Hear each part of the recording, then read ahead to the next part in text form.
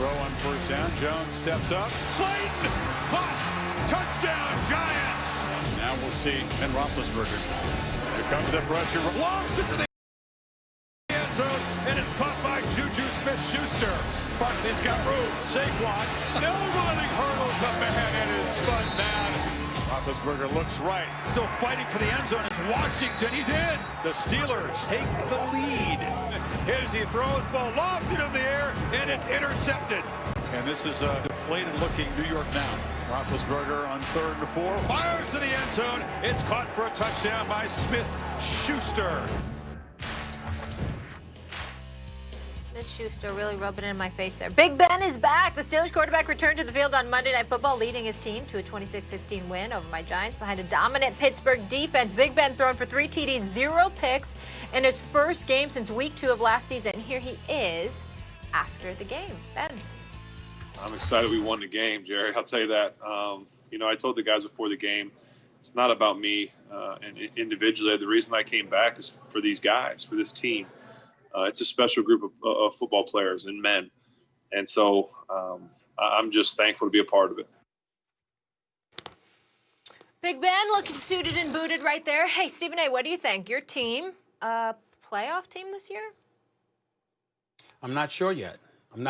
I think the defense is playoff caliber. There's no question about that. Offensively, there's a lot of questions. James Conner went down with an ankle injury, but this kid, Benny Snell, had 113 yards, if I remember correctly, on 19 carries. I was very, very impressed with him. He's not just big and rough and rugged, but he's got some speed to him. I think that he might be the guy of the future at that running back position. I love the fact that James Washington is back there with Juju Smith-Schuster.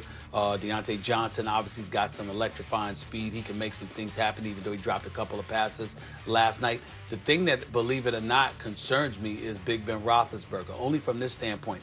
I think reading through his progressions, I think that was still there. His football IQ is still there. The arm strength is still there.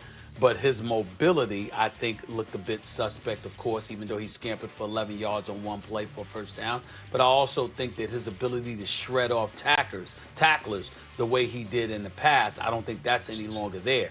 And remember, that was his gift when it came to extending plays. And this is when he had the likes of Antonio Brown with Juju Smith-Schuster or others even before then, like Santonio Holmes and Mike Wallace and other guys there throughout his illustrious career.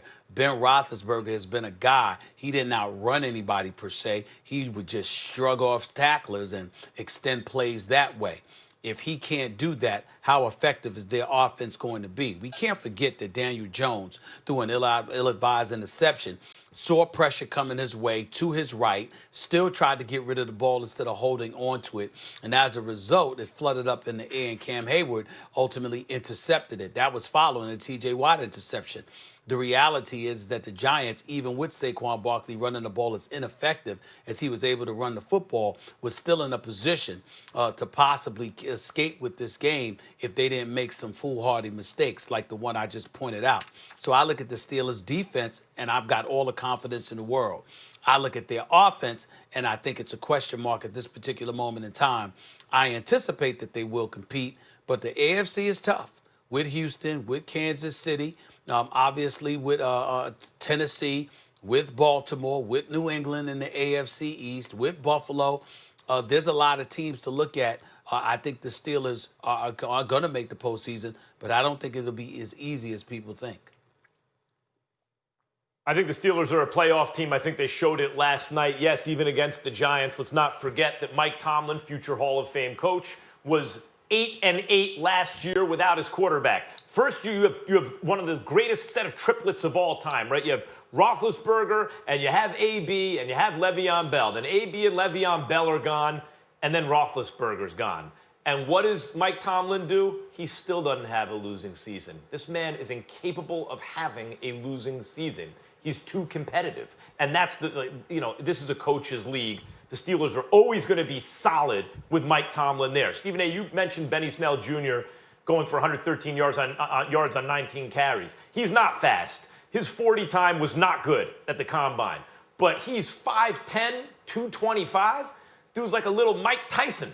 Look, Juju Smith-Schuster showed after last year, well, can he really be a lead wideout considering he's not opposite AB anymore? I think the answer is yes. I think last night was some evidence.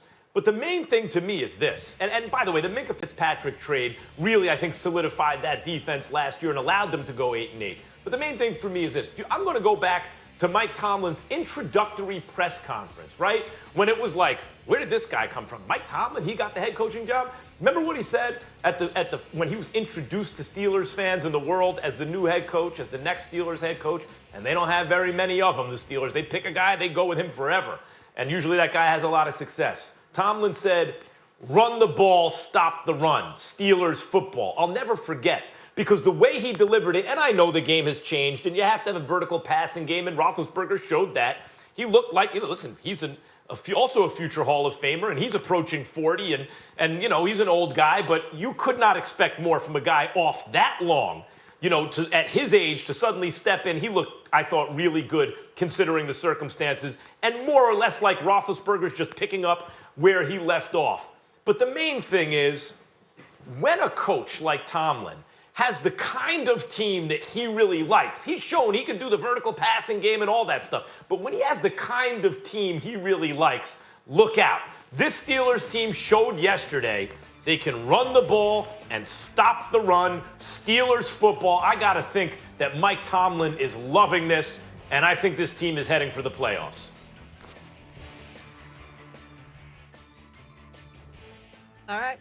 We'll leave it there. Agree to disagree? Not really, though, because Stephen A's waiting to see. Jury's still out in his opinion. He believes in the defense. Still's got some questions there about the offense. All right, guys, when we come back, we want to get back into the NBA just a bit. They say money can't buy happiness, but don't tell that to Bucks fans. What the lunch meeting between the Greek Freak and the owners means for the Stars' future in Milwaukee. Future Hall of Famer Vince Carter joins that debate. It's First Take.